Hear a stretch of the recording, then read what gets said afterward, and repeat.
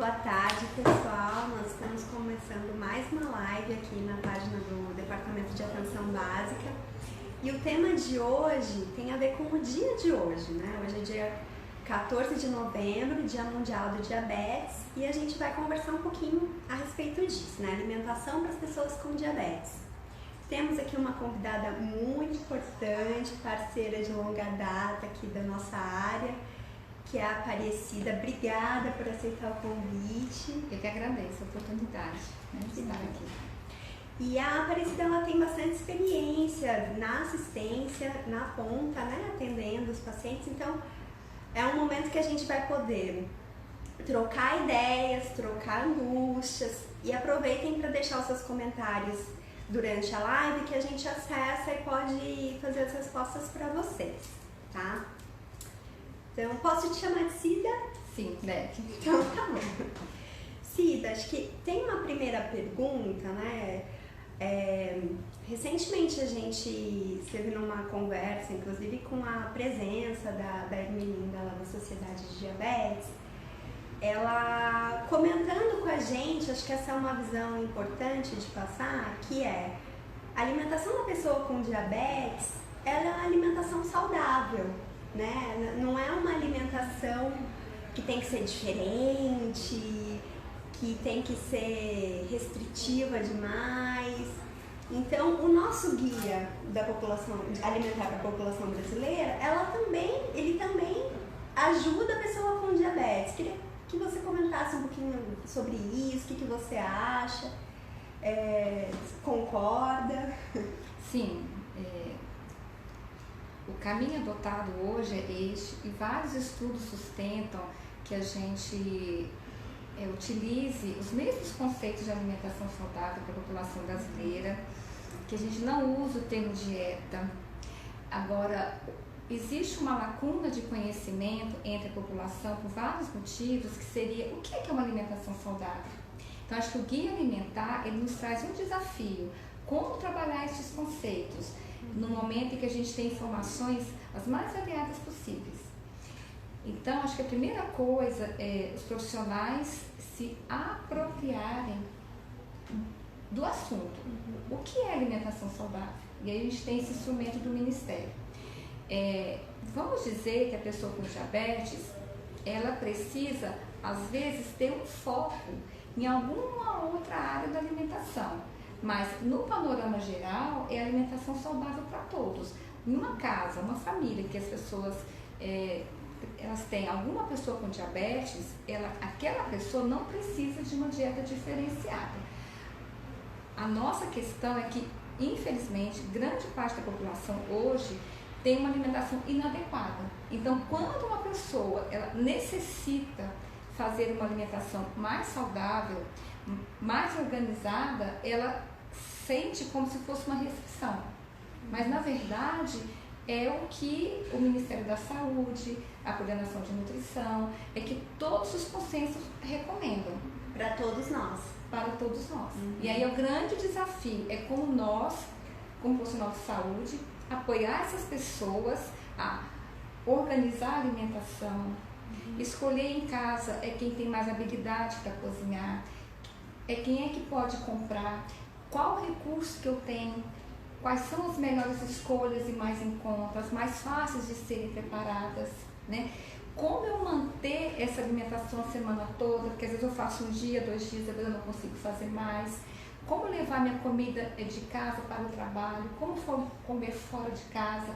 E o guia, inclusive, ele contempla todas as etapas da escolha do alimento em si, observando as características da culinária, respeitando a questão regional e principalmente com foco numa organização familiar.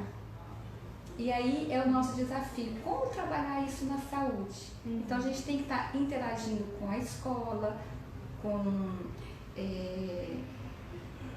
os lugares que comercializam, a gente tem que ajudar as pessoas a ter um senso crítico, né? A gente tem que ensinar as pessoas identificarem o que é alimento in natura, o que é alimento que é mais processado, e ela entender aonde que é mais inadequado e por que o outro é mais adequado. Mas então a gente entende que é uma rede. E o nosso desafio hoje é como trabalhar esse conteúdo. Perfeito.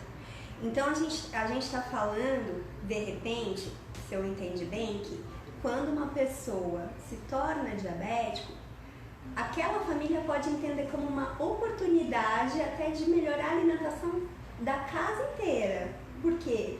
Se é um hábito um hábito na casa com muitos excessos, né?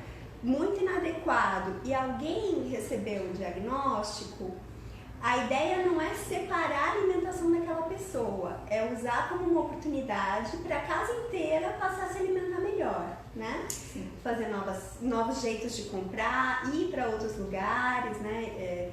Ir para onde tem mais hortaliças e verduras para vender, frutas, etc. Sair dos pacotes todos, dos congelados, né? E aí, Olívia, o primeiro desafio que eu gosto de fazer é a gente, como profissional de saúde, quais as dificuldades que a gente tem em implantar uma alimentação saudável na nossa vida, no nosso cotidiano, com os nossos filhos, com os nossos pais que são idosos.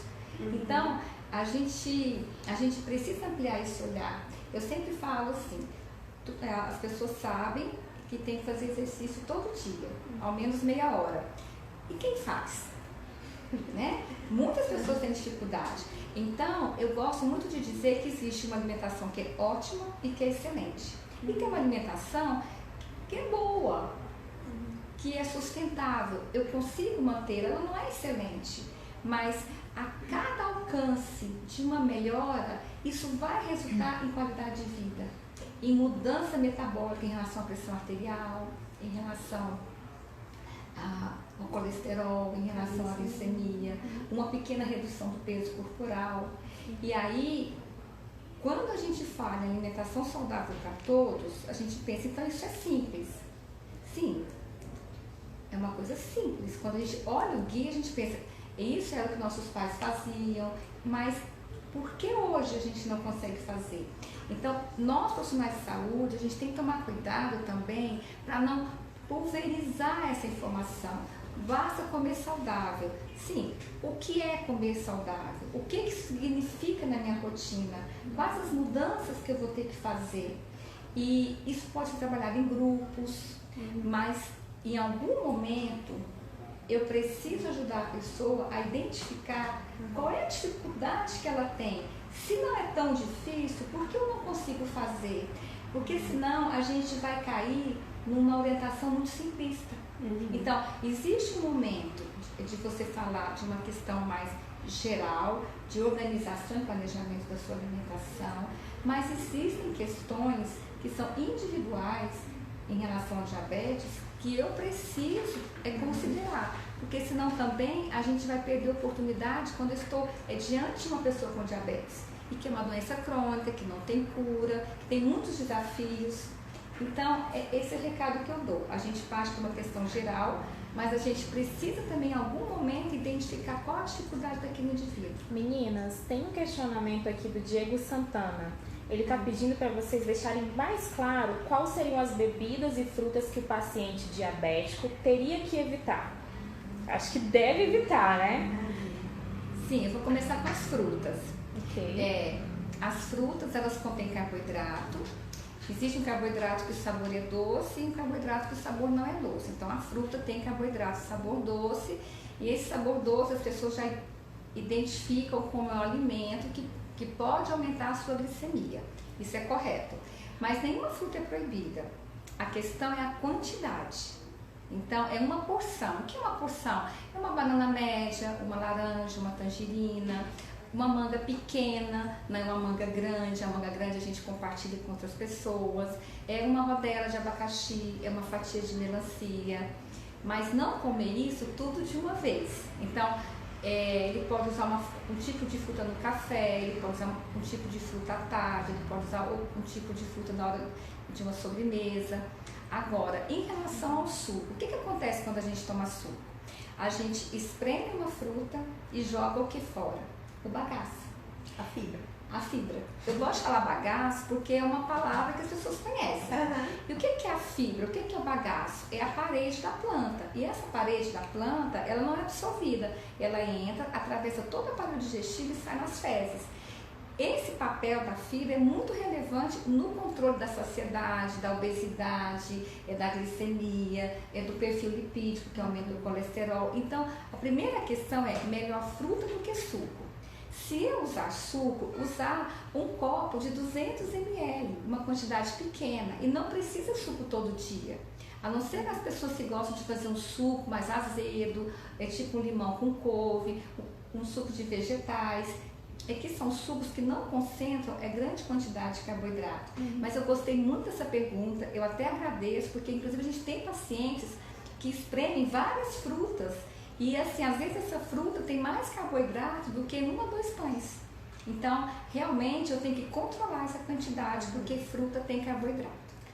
Tem outra complementar também, nessa questão da bebida, né? Que é o Boscarini, está perguntando, o diabético pode usar o açúcar mascavo?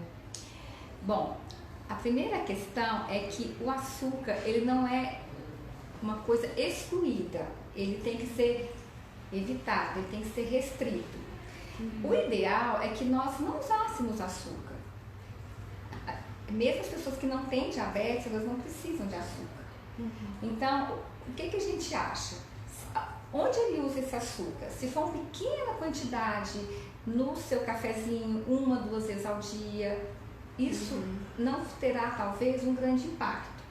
Mas se eu uso açúcar várias vezes ao dia, em grande quantidade, mesmo sendo mascavo, a gente orienta que não utilize, porque você vai ter um aumento da sua glicemia. Então, resumindo a pergunta, o ideal de açúcar é não usar. E todos os açúcares, eles vão ter uma resposta glicêmica igual. Então, açúcar branco, açúcar mascavo, açúcar demerara, o mel. É claro que o mel e açúcar mascavo, ele tem outros nutrientes. O açúcar branco, ele é só açúcar, é só glicose, é só carboidrato. Os outros têm outros nutrientes. Mas no caso do diabetes, o impacto na glicemia é igual. Então, assim, o ideal é que a gente não use açúcar todos os dias. E se usar, use tipo uma colherinha de chá no café de manhã ou no cafezinho à tarde. E mais importante ainda, ele saber como que está o seu controle glicêmico. Porque a orientação em diabetes, ela é um pouco difícil, porque cada caso é um caso. Mas como a gente está aqui para ajudar várias pessoas, então eu espero que eu tenha respondido. Então, se você precisa muito desse açúcar, use o mínimo possível.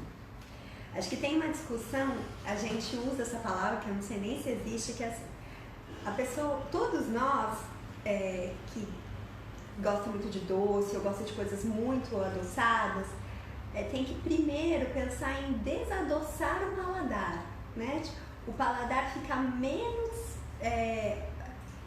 acostumado com tanta concentração de açúcar, que aí o pouquinho que você colocar, você já vai ser sensível àquele sabor e já vai ser suficiente para você, né? Então acho que essa coisa de começar a desadoçar o paladar é um pouco na linha do que você está falando, reduzir o consumo, e aí fica mais sensível até a sensação do sabor.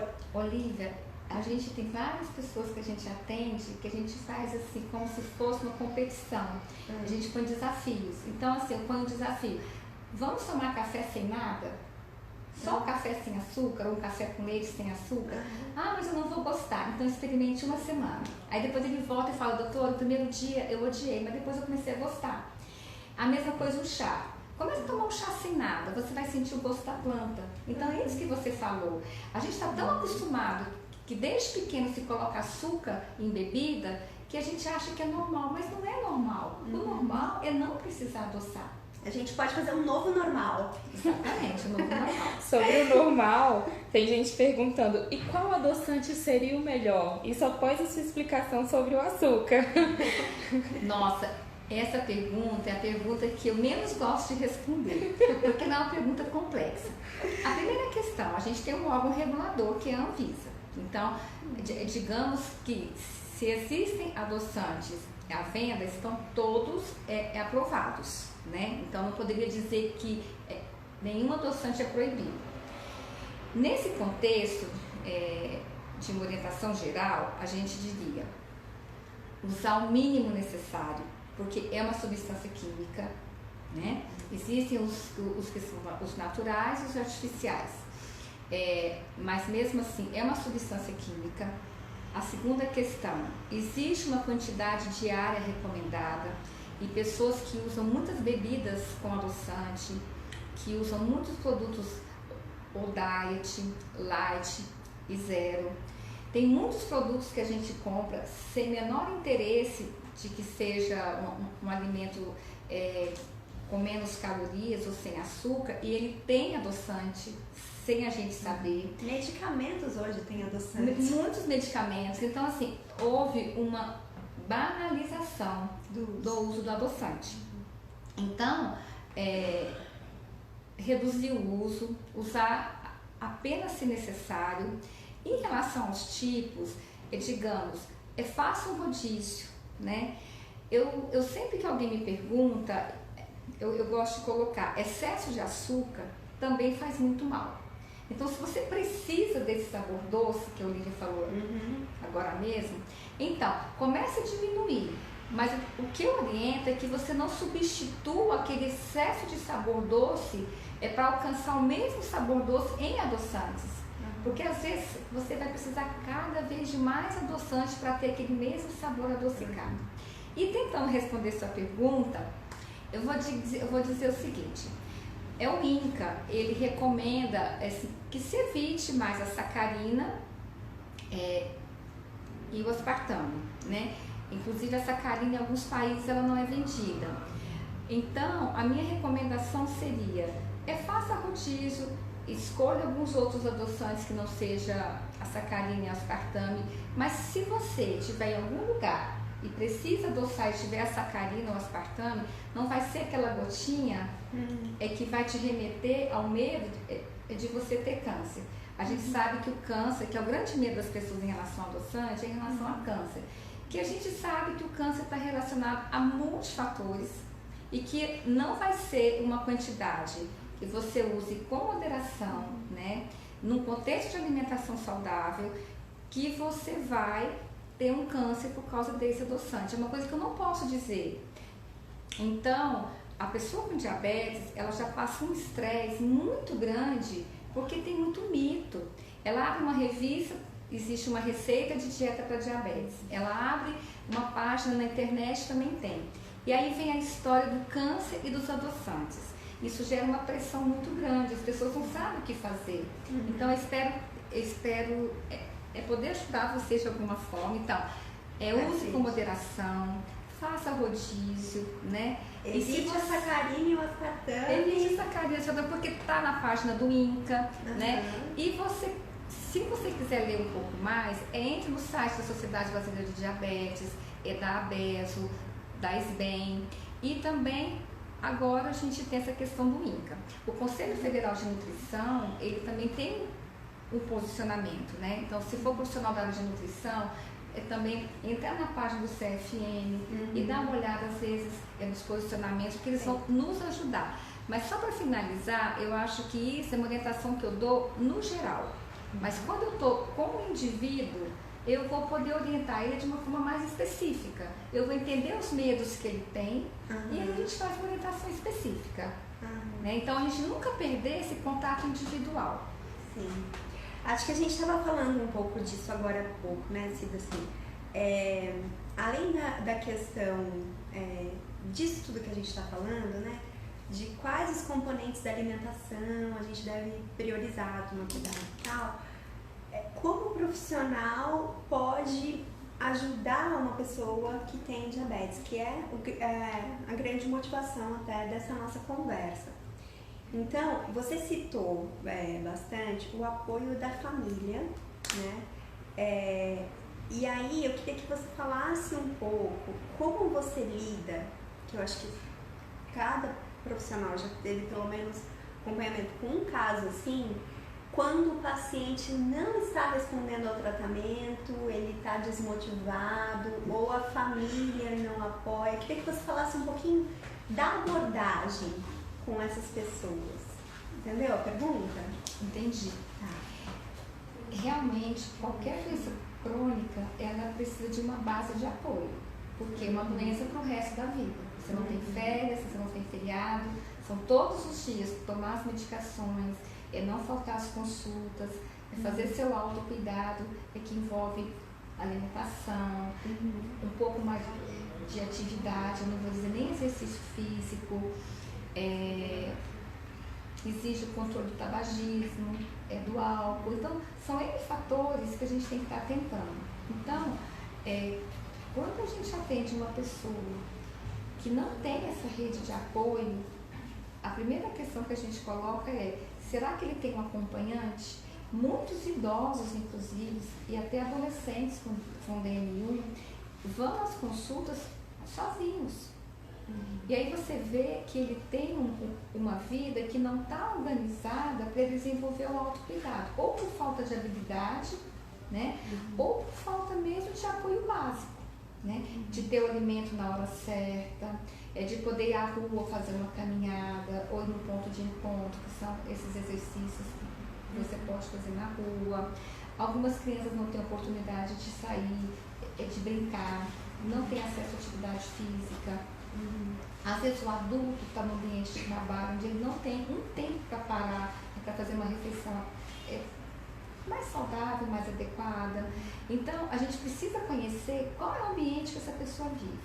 Nesse ambiente, ajudar a identificar os pontos fortes e os pontos fracos. O que eu posso ter no meu ambiente que me ajuda? Às vezes é um vizinho, às vezes não, muitas vezes o PSF. O PSF hoje é uma estratégia muito rica, porque algumas pessoas vão precisar de mais visitas, porque elas passam o dia todo sozinhas.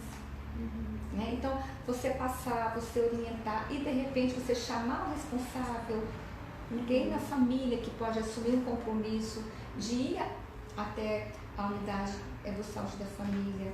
A gente tem casos que às vezes o idoso ele não pode sair de casa e nem a criança. Então vai o pai, vai a tia, vai lá renovar uma receita, ela nos leva o aparelho, a gente olha, a gente conversa um pouquinho como é que está a alimentação, se no caso as pessoas que usam insulina, se teve algum caso de hipoglicemia. Inclusive o SAMU, ele tem registros dos casos de hipoglicemia por região. Muitas vezes, até na nossa unidade, a gente teve que chamar o SAMU por conta de hipoglicemia. São pacientes que chegam em jejum, que já tomaram seu remédio em casa e não tomaram café. Então, a gente precisa abrir a mente e pensar que a gente tem família, a gente tem escola, a gente tem trabalho, a gente tem SAMU, para nos dar informações desses casos, quais os casos de diabetes em que houve chamada. A gente tem, então assim, acho que eu já falei em relação ao PSF. E isso tudo é uma construção de um outro modo de fazer saúde. Se a gente quiser fazer saúde dentro de consultório apenas, a gente não vai além. A gente vai estar sempre continuando pensando em renovar uma receita de medicamento, em pedir um exame. E no caso da nutrição, que isso não nos compete, é uma exigência, assim, muito grande que a gente saia dessas quatro paredes e que é o caminho que o Ministério da Saúde está propondo. Eu acho que a gente já tem muitos avanços, né? E acho que a nutrição está construindo um trabalho de interação mesmo com o usuário, com a família e com os outros profissionais. Meninas, só colocar um questionamento aqui, que vocês acabaram de responder, mas eu senti que o Otávio Martins, que está acompanhando a live, está sentindo que precisa de um desabafo e um apoio maior. Ele disse assim: boa tarde, sou nutricionista do interior do Amazonas e uma das dificuldades que tenho é a restrição, a dificuldade de acesso a uma alimentação natural e alimentos ricos em fibras. Por incrível que pareça, o acesso à comida industrializada, rica em açúcares, é muito mais fácil. Aí ele perguntou, qual a estratégia poderíamos adotar para trabalhar no interior do estado? Isso que vocês falaram agora causa bastante para o Otávio, né? Só para a gente deixar registrado aqui no Otávio que as meninas tocaram nesse assunto sobre a estratégia de sair um pouco mais do consultório. Vocês têm mais alguma coisa de estratégia para o interior do estado? Que a preocupação dele foi o foco no interior. Eu só quero destacar uma questão que o Otávio traz, antes de você responder, Cida. O Otávio está falando de ambiente alimentar, né? Quando a pessoa que tem uma doença crônica ou que não tem doença nenhuma, mas que está tentando se alimentar melhor, ela não é a única responsável pelo sucesso ou fracasso disso, né? O ambiente que ela vive conta muito para isso. Então, se você tem um ambiente que só vende alimento ultraprocessado, super concentrado em açúcar, gordura, sal, todas essas coisas que, quando muito concentradas, fazem mal, fica muito difícil. Eu vou dar alguns palpites. Quando eu trabalhava assim no território há muito tempo atrás, eu acho que ajuda muito fomentar hortas comunitárias, né, no território. Então, conseguir o quintal de alguém que tem um espaço e fazer esse tipo de ação. E na prática, né, trazer mais oficinas culinárias para dentro da unidade ou em algum lugar do território, porque isso ajuda as pessoas a procurarem onde se vende esses alimentos.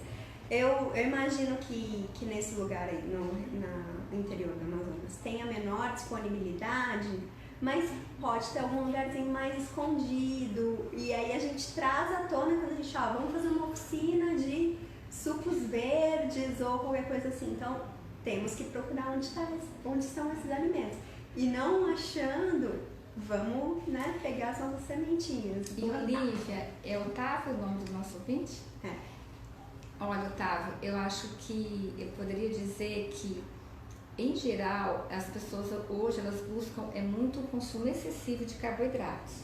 A gente não pode sair dessa live hoje sem falar um pouquinho desse carboidrato. Então, como eu falei, a gente precisa ter, em algum momento, como diabético, a gente precisa ter um foco em alguns nutrientes. Então, a questão do carboidrato, como ele falou, né, é um acesso muito fácil. Então, hoje a gente tem muito acesso a biscoito, alimentos muito refinados. Então, você tem os grãos, a gente só consome os grãos na forma refinada, já descascado, em forma de farinhas.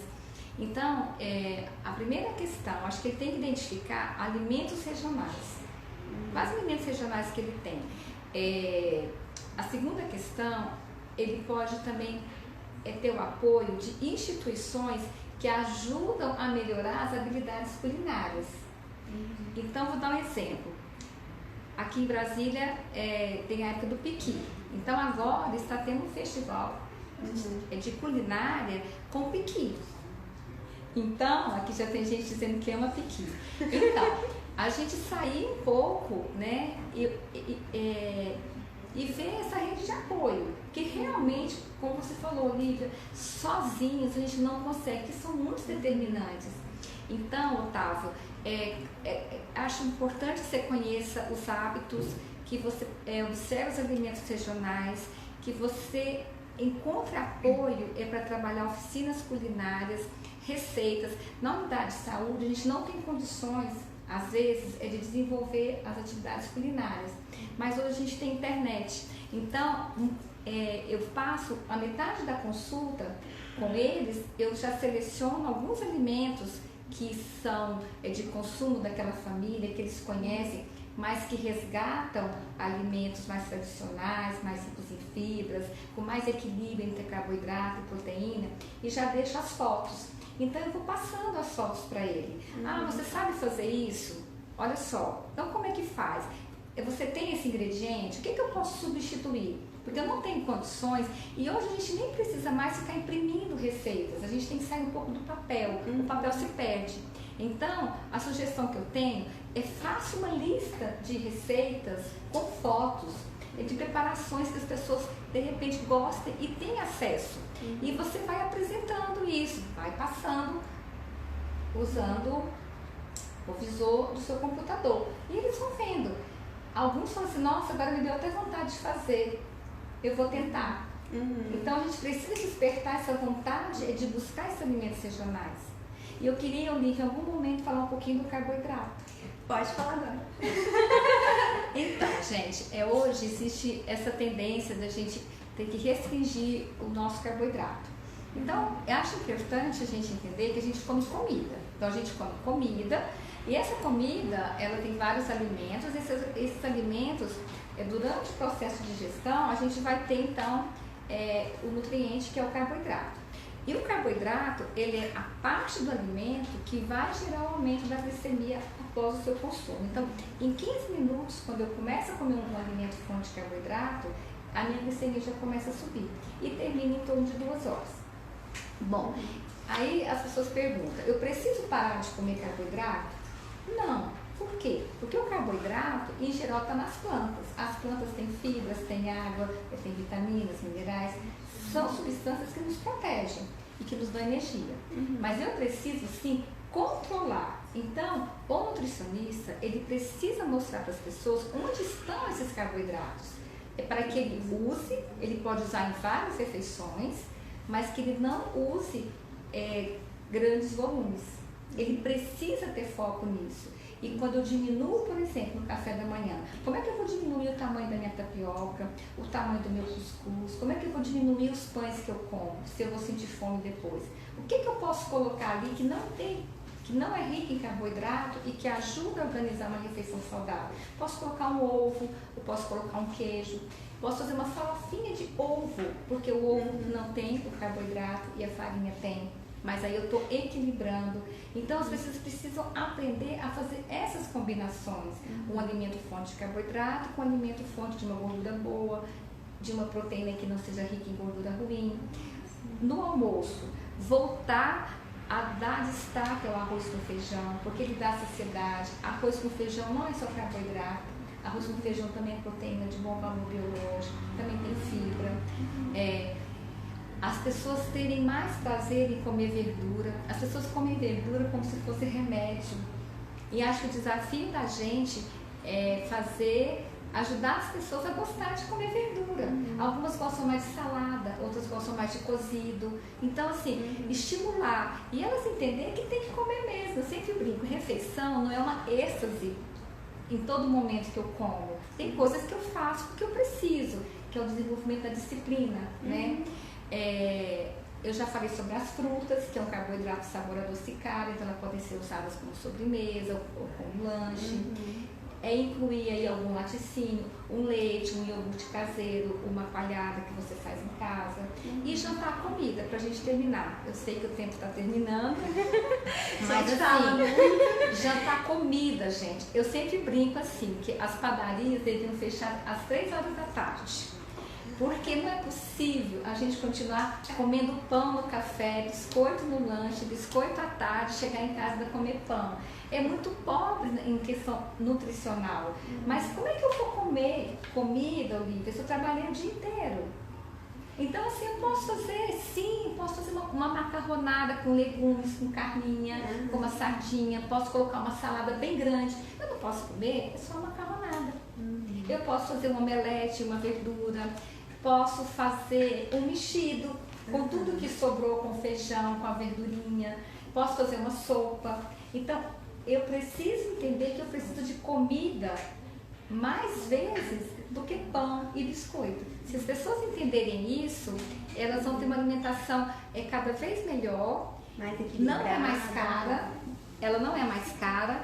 E ela vai começar a gostar de ir para a cozinha. Porque quando você começa a colocar uma coisa numa panela, você tem uma sobra. E quanto mais você cozinha, mais você tem alho, cebola, cheiro verde em casa.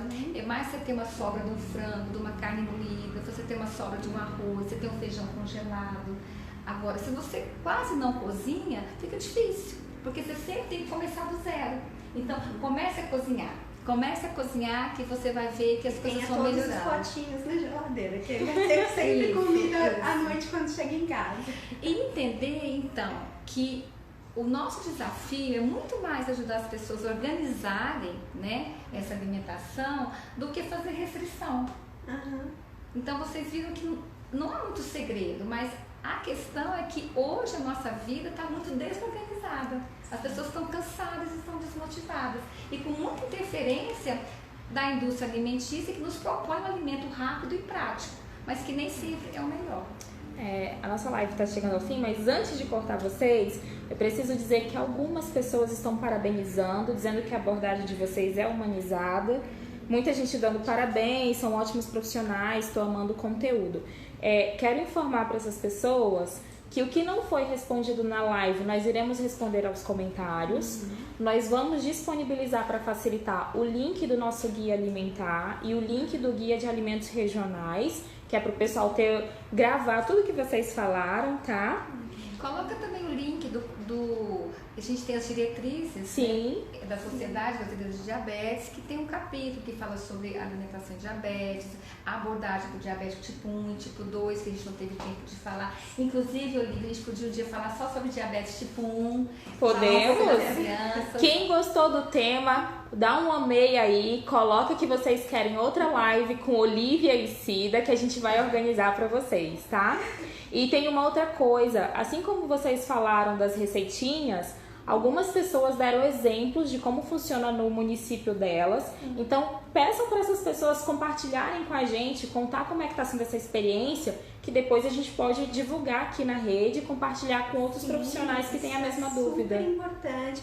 Acho que essa é a função da página, inclusive, né? Que as pessoas que usam a comunidade possam divulgar o que fazem, e outras pessoas que ainda não tiveram essa mesma ideia vão olhar e vão conseguir aproveitar um pouquinho. Então, por favor, coloquem aí, divulguem o que vocês fazem. Quem sabe a gente convida vocês para fazer uma entrevista também. Eu vou adorar também conhecer experiências de outros estados, né? Tá bom? Isso é ótimo. Parabéns pelo trabalho. Obrigada mesmo. Foi uma conversa ótima. Se pudesse ficar aqui um tempão. Então, tem gente dizendo aqui já que amou. Então a gente já vai começar a se organizar para a Cida voltar com a Olivia mais uma vez para falar de outros assuntos também da alimentação e da diabetes.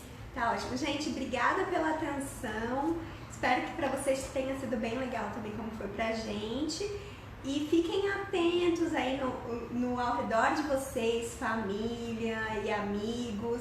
Esse dia é um dia muito importante, é um dia de sensibilização. A gente está falando de uma doença que tem uma prevalência grande, que dá trabalho. 1 em cada 10, Olivia. 1 em cada 10, é muita gente. E a metade não sabe que tem. Que é um problema gigantesco. Então, acho que essa é a ideia, a gente ajudar a rotina de quem já descobriu e hoje, né, dar destaque a esse tema para ele não ficar esquecido na vida, do cotidiano aí de todos os nossos profissionais. Obrigada. Convido o pessoal para a próxima live de quinta-feira que vem, às 17 horas no horário de Brasília.